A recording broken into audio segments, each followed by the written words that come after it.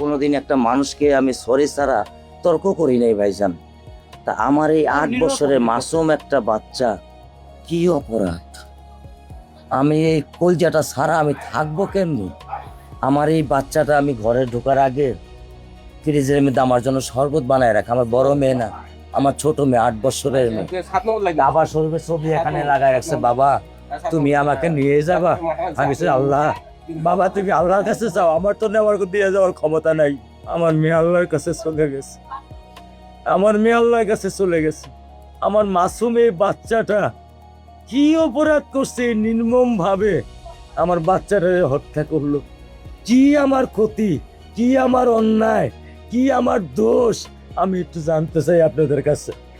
আমার যদি কোনো দোষ থাকে, আমার কোনো যদি অন্যায় থাকে, প্রকাশ্যে আপনারা আমার ফাঁসি দিয়ে দেন। আমি এই বাচ্চাটা ছাড়া আমি থাকবো কেমনি? আমি কেমনি আমার এই কলজা টুকরা ছাড়া আমি থাকবো? আমার পক্ষে সম্ভব না। দিনে ও 50 থেকে 100টা কল দেয় আমারে। বাবা তুমি কখন আসবা? বাবা তুমি কখন আসবা? বাবা তুমি কখন আসবা?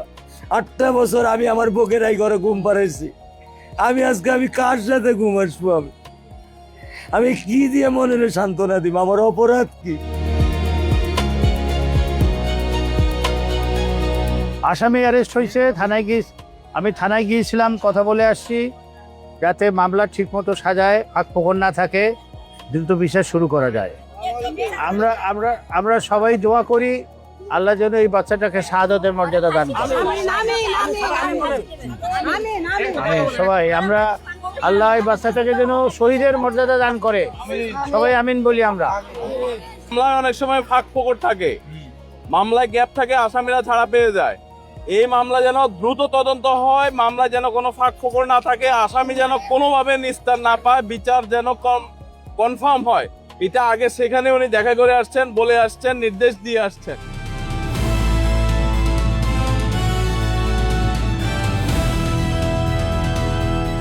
দিনাজপুর টিভি, মানুষের জীবনের কথা বলে।